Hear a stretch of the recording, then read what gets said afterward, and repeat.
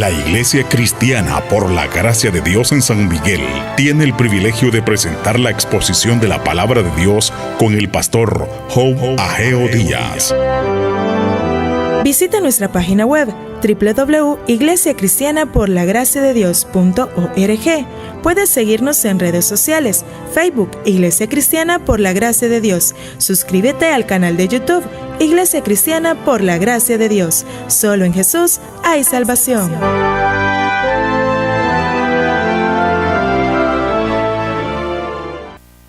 Señor les bendiga a todos, hermanos.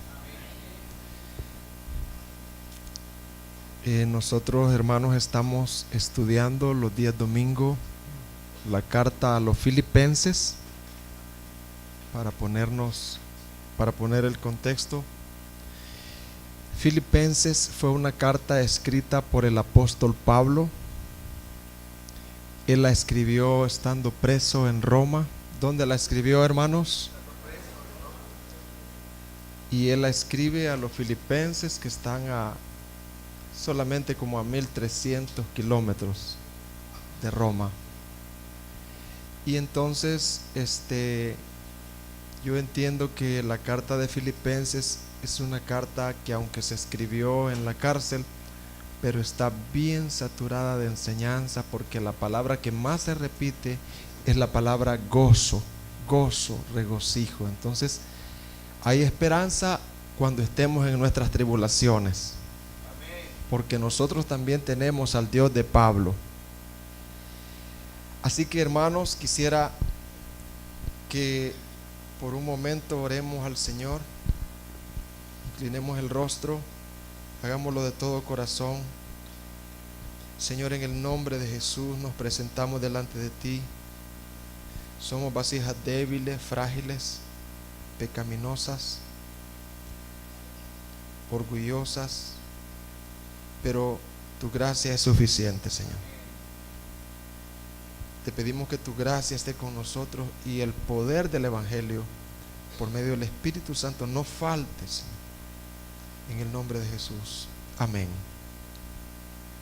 Quiero invitarles a Filipenses capítulo 1, versículo 15. Estamos siempre compartiendo acerca de las circunstancias del apóstol Pablo. Filipenses capítulo 1, versículo 17, estamos compartiendo acerca de las circunstancias del apóstol Pablo, cómo se ve el propósito de Dios en las circunstancias del apóstol. Y hoy vamos a ver, en medio de esas circunstancias que Pablo se encontró en Roma, la mala motivación, la buena motivación y la mala motivación en la predicación. Eso vamos a estar viendo. La buena motivación y la mala motivación en la predicación. Mientras Pablo estaba en Roma, él vio a su alrededor cristianos que tenían una buena motivación al predicar, pero a la misma vez otros tenían una mala motivación. Y eso es lo que vamos a ver. Dice versículo 15: algunos, a la verdad, predican a Cristo. ¿Por qué, dice, hermano? Esa es la motivación. Por envidia. ¿Qué les motivaba a predicar a Cristo a algunos, hermano? La envidia y la contienda. Pero otros de buena voluntad. Los unos anuncian a Cristo por contención, por rivalidad, no sinceramente, pensando añadir aflicción a mis prisiones. Pero los otros, ¿por qué dice? Por amor, sabiendo que estoy puesto para la defensa del Evangelio. ¿Qué pues? Dice Pablo. Mire la actitud de Pablo ante la buena motivación y la mala motivación. ¿Qué pues? No obstante, de todas maneras, o por pretexto o por verdad, Cristo es anunciado. ¿Y qué dijo Pablo? ¿Me desanimo? No, dijo él. Y en esto me gozo, dijo. Y más me gozaré aún. Así que estos versículos son los que vamos a estar viendo, hermanos. O sea, La primera pregunta que yo traigo aquí es, ¿qué motivaciones había en la predicación en los días de Pablo en Roma, mientras él estaba preso en Roma? Mientras Pablo estaba preso en Roma, él observó las motivaciones de los predicadores del Evangelio en la capital. Y la primera motivación que vamos a ver era la envidia. ¿Cuál es la primera motivación? Mientras Pablo estaba en Roma, preso, pegado a un soldado, con una ardiente pasión por predicar el Evangelio en Roma, Pablo era como un león, solo estaba esperando que lo soltaran, y si no lo soltaban, él predicaba ahí. Pero mientras él estaba ahí, él pudo observar a predicadores, estoy hablando allá en aquel tiempo, en Roma, que lo que los motivaba a predicar de Jesucristo, imagínense, predicando de Jesucristo, lo que los motivaba a ellos era ¿qué, hermano? La envidia. Envidia tiene que ver con celos, es una corrupción moral. Estos predicadores estaban celosos de Pablo, estaban envidiosos de Pablo, del poder que con lo que Dios lo usaba, de la autoridad apostólica con que Pablo era distinguido por su éxito en la predicación. Y entonces ellos estaban envidiosos. Otra de las motivaciones que tenían estos predicadores en los días de Pablo era, predicaban por contienda. ¿Por qué predicaban? Por rivalidad, pues. Como quien decía, nosotros vamos a superar a este que está predicando. Este tiene una iglesia grande, pero nosotros la vamos a superar. Vamos a ser más grandes, amén. Y ahí van. Por rivalidades. Pablo tenía tremendos críticos en ese tiempo. Pero vamos a ver la otra motivación. Dice que habían hermanos de verdad alrededor de Pablo que la motivación era correcta. Lo hacían de buena voluntad. ¿Por qué lo hacían? ¿Por qué lo hacían, jovencitos que están allá atrás? ¿Por qué lo hacían? ¿Por qué lo hacían, hermanos que estamos aquí? De buena voluntad, con una buena intención.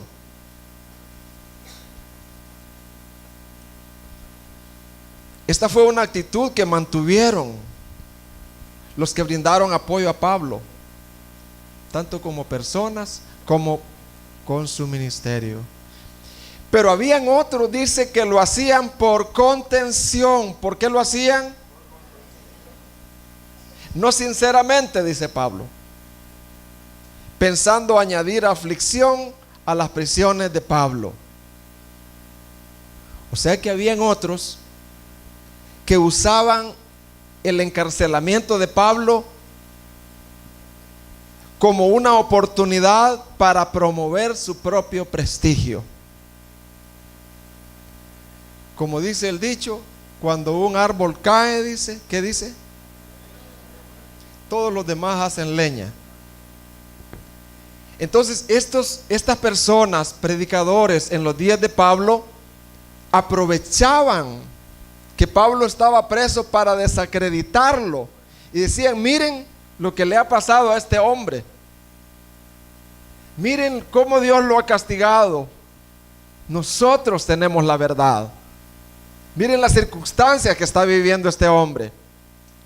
Y se alegraban estas personas predicadoras en los días de Pablo y avanzaban predicando. Imagínense predicando a Cristo, hermano. O sea, en los días de Pablo, en los días que el Evangelio estaba comenzando. Pero yo quiero dar como una breve aplicación ahorita. Usualmente, hermanos, cuando el corazón está mal. Usualmente cuando el corazón del que predica está mal, está sucio, ese corazón se alegra cuando el enemigo cae. Ese corazón usa las circunstancias que están pasando para hundir más a la persona y él lograr levantarse más. Y vamos a dar una aplicación aquí. Dice Proverbios 24:17. Y yo quiero que examinemos nuestros corazones también, hermanos. No sé si alguna vez usted se ha alegrado con la caída de otro. Lo más probable es que su servidor sí. ¿Y usted, hermano? Es lo más probable. Y aquí no estamos para condenarnos. Estamos para limpiar eso que hay ahí. Proverbios capítulo 24, versículos 17. Le pregunto yo, hermano, ¿usted tiene enemigos? Ustedes no tienen enemigos, hermano. Alguien que ha procurado que usted mire,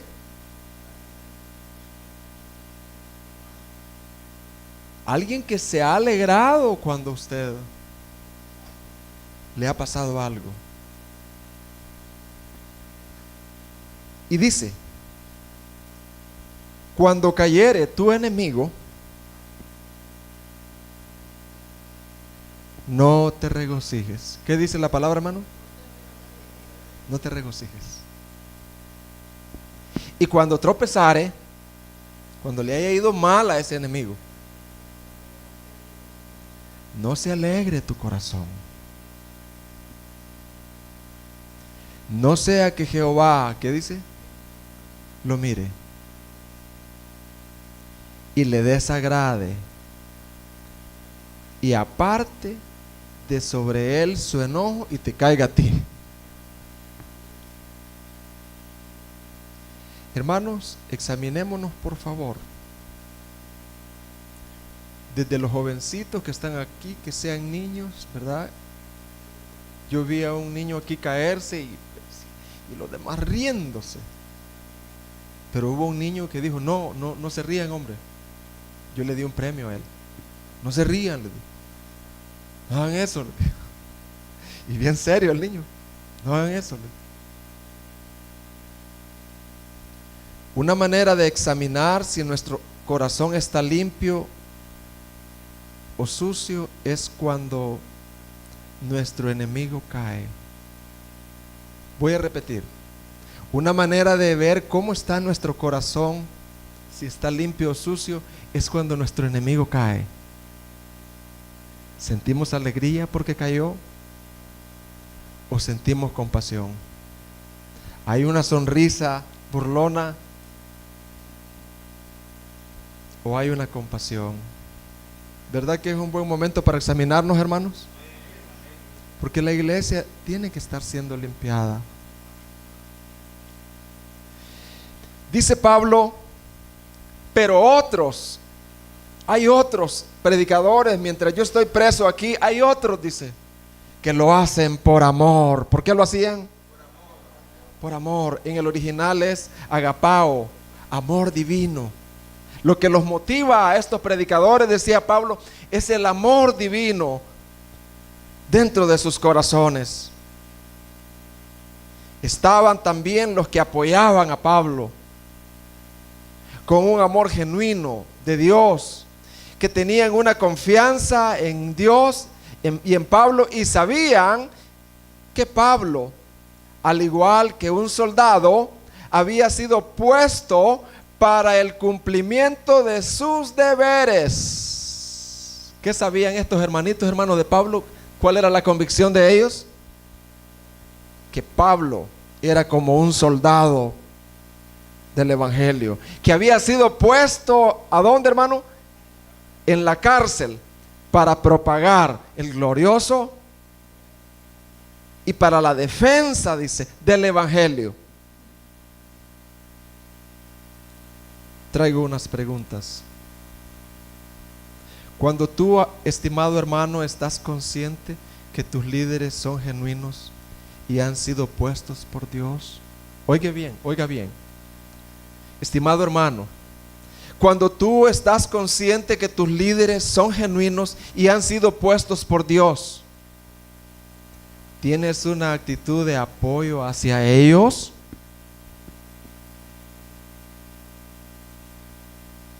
¿Y hacia sus ministerios? ¿Oras de vez en cuando? ¿O solo los criticas en aquello malo que hacen? Ten cuidado, no sea que Jehová lo mire y le desagrado. Ten cuidado, no vaya a ser que mientras tú no estás orando por los líderes, tú estás criticando y ellos están orando por ti. Ten cuidado. Y dice Dios, y le desagrade.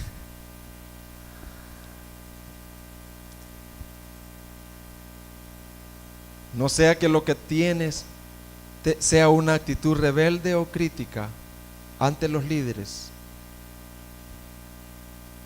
sino sé de aquellos que con un amor genuino, divino, oran y apoyan el ministerio del liderazgo. ¿Saben, hermanos, que en una iglesia no hay neutrales?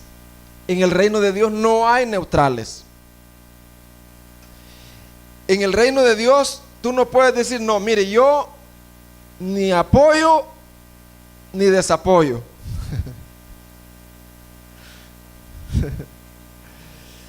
Yo no les ofendo, pero tampoco yo apoyo. No, en el reino de Dios tenemos que estar definidos. Sea que tú estés en esta iglesia, sea que Dios te traslade a otra iglesia, donde quiera que estés, está definido. O eres un amigo, alguien que apoyas, o te defines. Pero mira lo que dice la palabra. Mateo 12:30.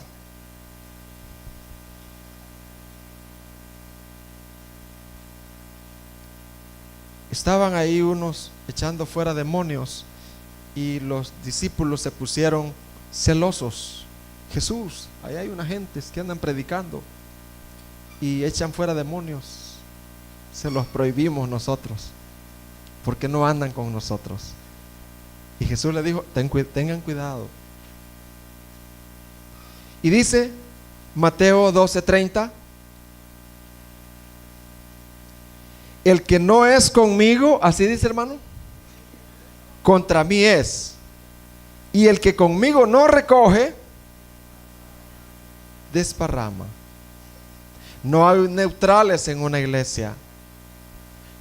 En los días de Pablo, o estaban los que tenían una buena motivación, que apoyaban al apóstol, pero estaban los que tenían una mala motivación, que eran detractores de Pablo.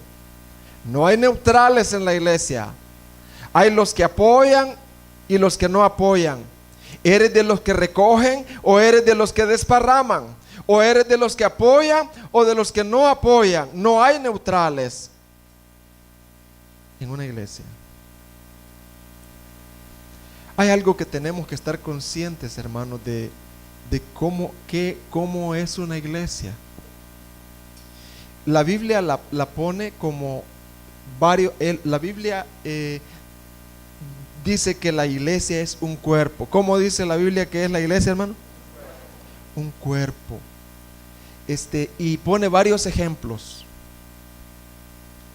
Pero yo digo, mi concepción personal también, para darme a entender, la iglesia, hermanos, no nos desanimemos, por favor. La iglesia es como un hospital. ¿Cómo es la iglesia, hermano?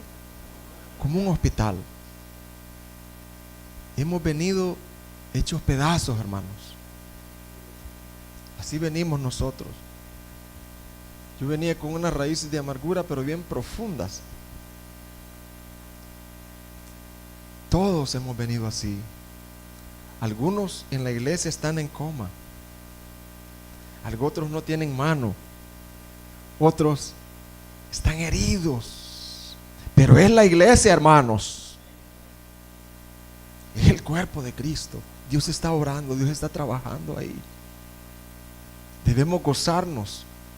A pesar de los errores, a pesar de las fallas que todavía la iglesia tiene, a pesar de las manchas que todavía hay, a pesar de la hipocresía que todavía hay, a pesar de todo, no te vayas de la iglesia, no menosprecies a la iglesia, porque la iglesia es un cuerpo, hermanos, que está siendo sanado por el Señor.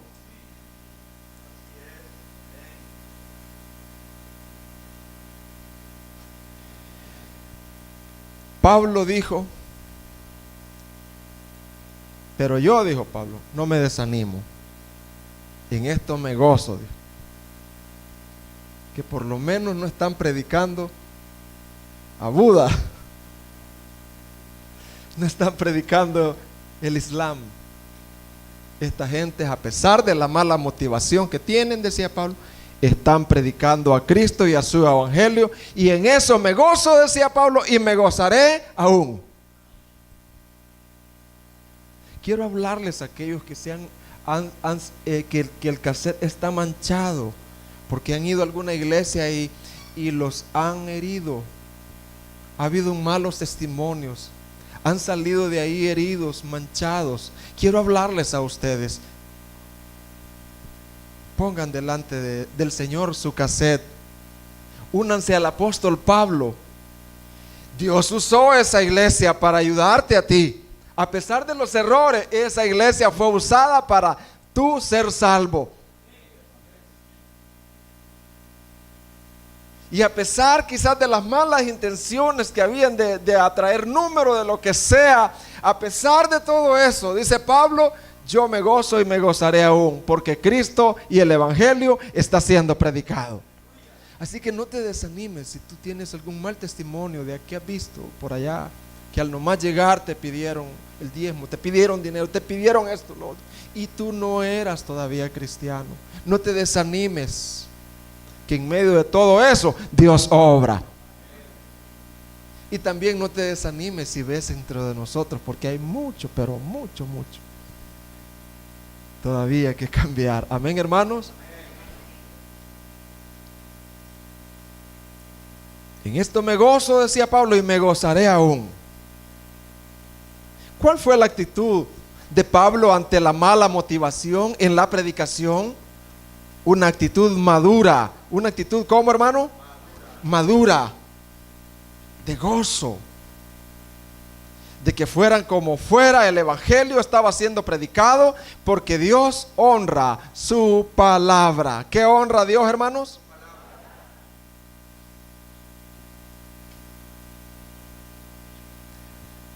Yo lo voy a decir porque cómo es que Dios honra su palabra a pesar de cómo el predicador esté viviendo muchas veces. No por eso vamos a vivir así, que debe de haber coherencia. En el libro La hija del destino de Kathryn Kuhlman, una de las predicadoras famosísimas que han existido como televangelista, ella siempre tuvo una concupiscencia en su vida, y ella decía casarse con un hombre guapísimo. Una vez llegó a una de sus cruzadas un evangelista llamado Burroughs A. Watson de Austin, Texas. Ese evangelista era guapísimo físicamente, pero era casado. Y ahí está en el libro. No estamos criticando porque ahí lo dejaron escrito. Ella dijo, escriban todo de mí. Y entonces, de repente, en la pasión que había de ella y él, se enamoraron. Y buscaron ellos literatura donde justificara su concupiscencia. Y la justificación era que si tú te habías casado con la persona equivocada, no estabas casado.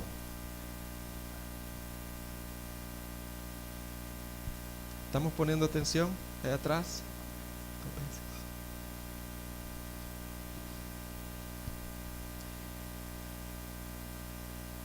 Y fue así como él, justificando que había sido abandonado, abandonó a su esposa, el hombre, a sus 2 hijos, y se casó con ella. Y dice la historia que como ellos eran evangelistas de éxito, salían a grandes cruzadas y cómo eran usados, y las almas venían a los pies de Cristo. Dios honra su palabra. Nadie puede decir por mi éxito. Miren, claro, Pablo dijo, ustedes son mi sello, pero Pablo sabía por qué lo decía, porque había coherencia. Y entonces dice el biógrafo que Catherine y este hombre que se casó con ella, pero que no era su esposo, eran como estos perros de cemento que están en los parques, que echan agua. Hay unos perros que echan agua y riegan todo el parque y dan vida como una fuente, pero el perro está muerto. Así eran ellos, dice, como perros muertos dando vida. Así que, hermanos, Dios honra su palabra.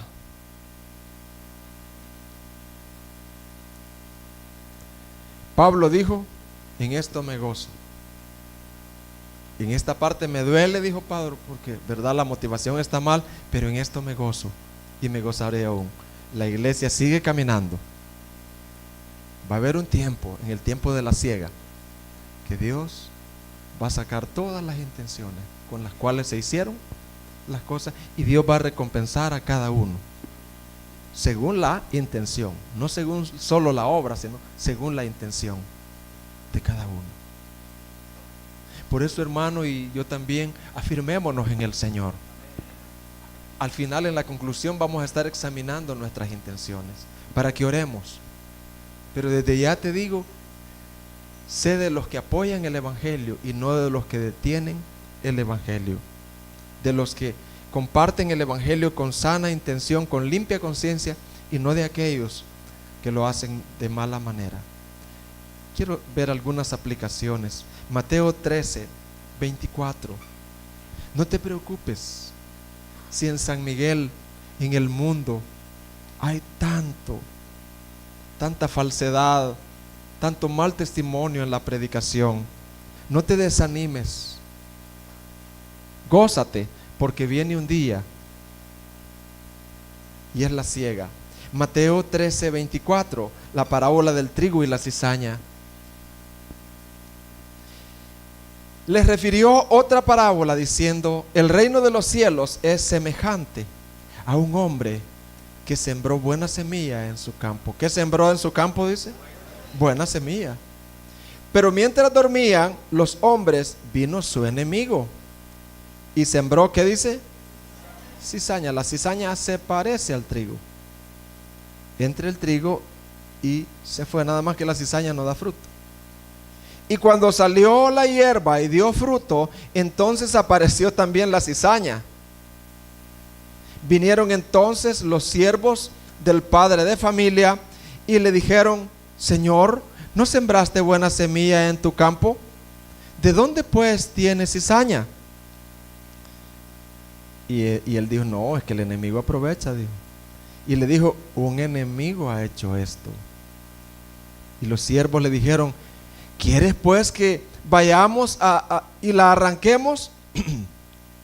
Él les dijo, no sea que al arrancar la cizaña, arranque también con ella el trigo. Dejad crecer juntamente lo uno y lo otro hasta la siega. Y al tiempo de la siega yo diré a los segadores, recoged primero la cizaña y atadla en manojos. ¿Para qué, hermano? para quemarla, pero recoged el trigo en mi granero. Así que no debemos de desanimarnos. Si en la iglesia local o en la iglesia en general vemos tanta cosa, no debemos de desanimarnos. Debemos de ser como Pablo. Yo me gozo, ¿verdad? Sí me entristece esta parte, pero me gozo en que el Evangelio y Jesucristo están siendo predicados y anunciados. Pueda que tú estés aquí y alguien de aquí te haya ofendido. Pueda ser yo, perdóname. Puede ser otro y tienes ahí, y ahí está, mire, no me pide perdón. Ora al Señor, pero no te desanimes. No te desanimes, ¿verdad? Fíjate lo que va a suceder en el tiempo del fin.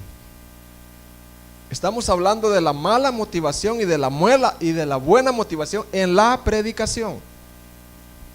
Primera de Corintios 4:5. No nos toca juzgar a nosotros. No nos toca arrancar la cizaña a nosotros.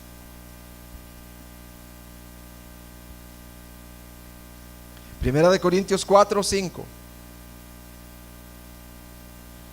Así que no juzguéis nada antes de tiempo.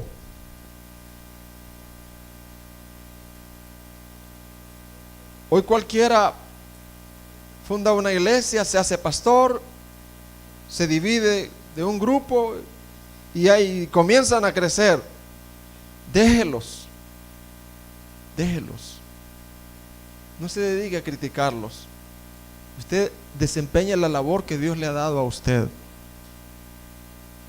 Así que no juzguéis nada antes de tiempo, hasta que venga el Señor, el cual aclarará también lo oculto de las tinieblas, porque las tinieblas obran a través de todo esto, y manifestará, ¿qué dice, hermano?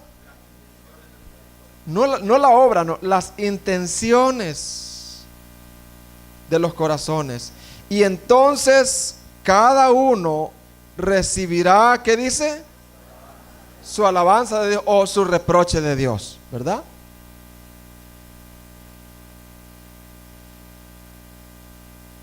Una anécdota acerca de poner nuestra mirada en Cristo. Pon mucha atención.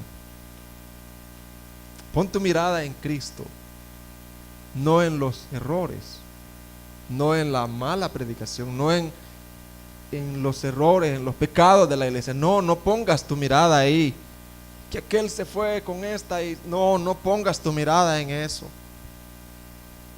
No pongas tu mirada en eso. Tal vez alguien me está viendo en internet. No pongas tu mirada en eso, porque si ponemos nuestra mirada, ahí estuviéramos todavía nosotros fuera del Señor. Se cuenta que había un hombre, era un corredor de 100 metros, velocísimo. Este hombre iba a las Olimpiadas y allá cuando ya iba en las carreras, en las finales, en esa etapa siempre perdía. Por más que él se entrenaba, él iba para el premio, pero por más que él se entrenaba, ya cuando llegaba ahí, perdía. Y entonces él buscó a un viejo entrenador que sabía cómo ayudar a ganar a la persona. Y le dijo: fíjese que yo siempre cuando ya, y por más que me preparo, yo siempre pierdo en esa final.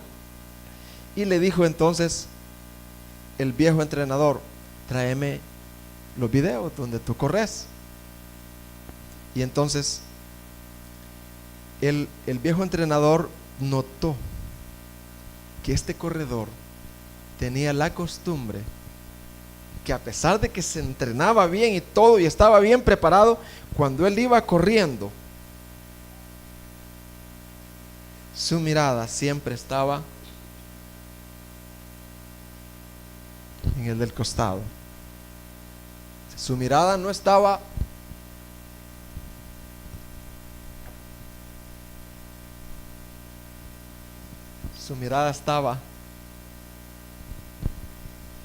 y entonces cuando la mirada de él estaba en el del costado, eso le restaba velocidad y entonces este le ganaba, porque este tenía la mirada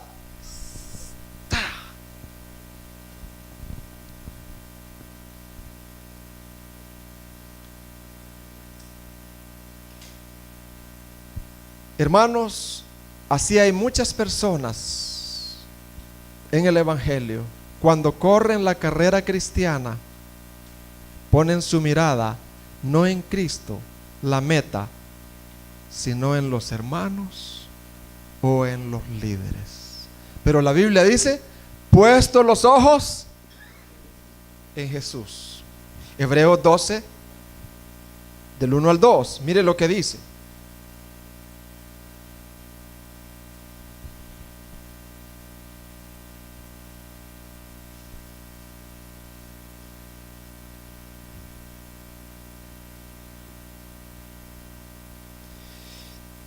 Dice, por tanto nosotros también, teniendo en derredor nuestro tan grande nube de testigos, despojémonos de todo peso y del pecado que nos asedia, y corramos con paciencia la carrera que tenemos por delante. Mire lo que dice el versículo 2.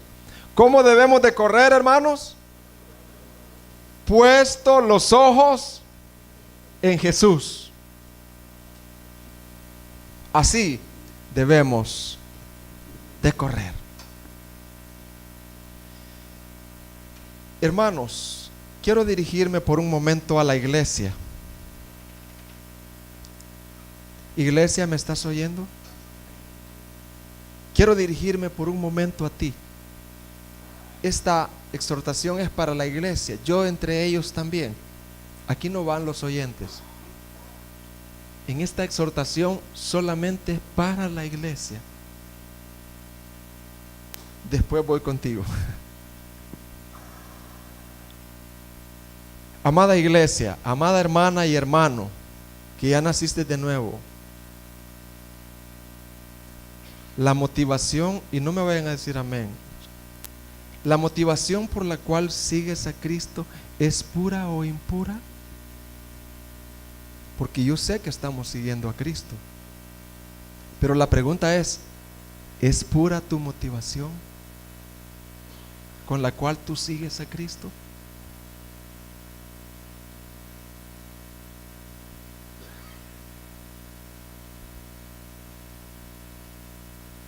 ¿Sabes que en los tiempos de Pablo habían alrededor de él personas que seguían a Cristo, pero lo seguían con una motivación impura? Pero habían otros que lo seguían con una buena motivación. Amén, hermanos. ¿Sabes que en los tiempos de Jesús mucha gente lo seguía? Mucha gente ¿lo qué? Lo seguía, lo pitoreaba, simpatizaban con ellos, pero eran por los peces y por los panes. Cuando miraban la cosa seria, lo único que quedaban eran los 12.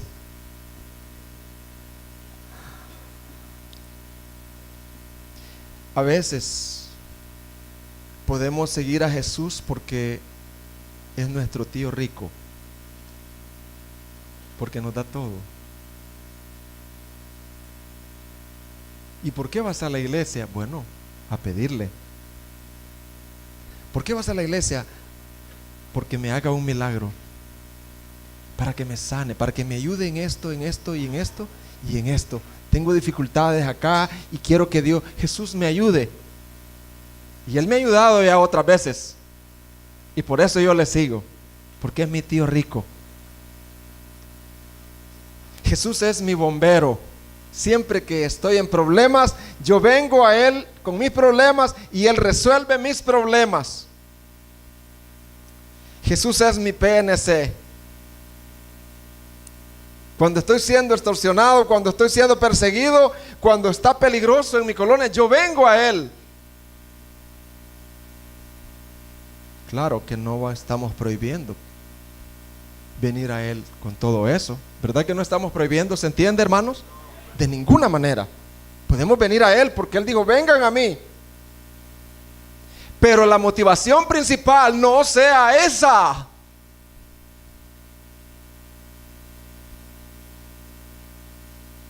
¿Por qué lo sigues? ¿Porque Él es todo eso? ¿O es porque lo amas a Él y amas su palabra? Es porque Él es muy especial. Es porque su palabra, como leía la lectura, es un libro muy, pero muy precioso. Y he venido a escuchar la palabra y he venido a conocer más a Jesús.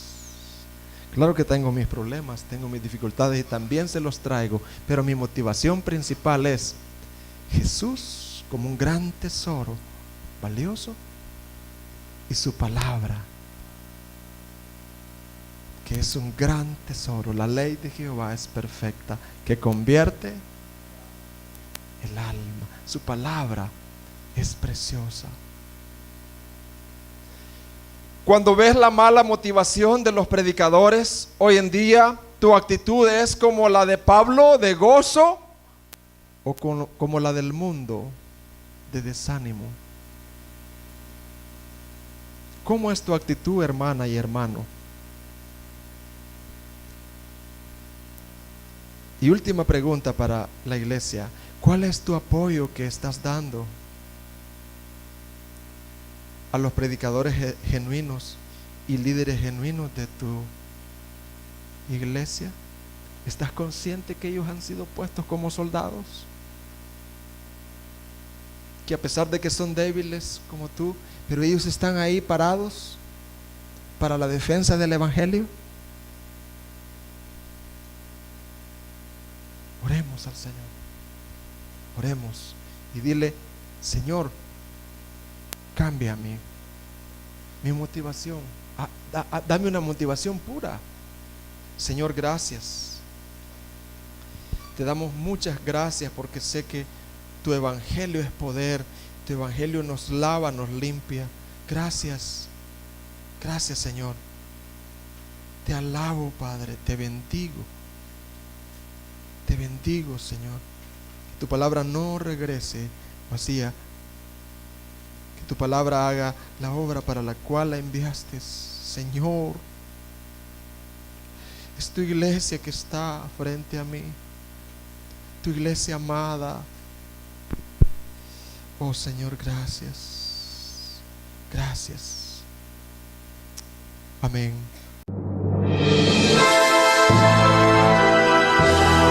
La Iglesia Cristiana por la Gracia de Dios en San Miguel tuvo el privilegio de presentar la Palabra de Dios.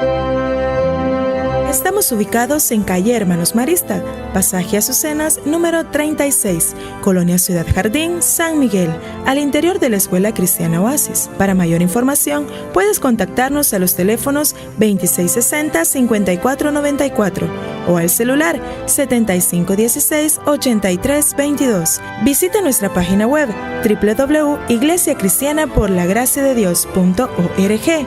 Puedes seguirnos en redes sociales, Facebook, Iglesia Cristiana por la Gracia de Dios. Suscríbete al canal de YouTube, Iglesia Cristiana por la Gracia de Dios. Solo en Jesús hay salvación.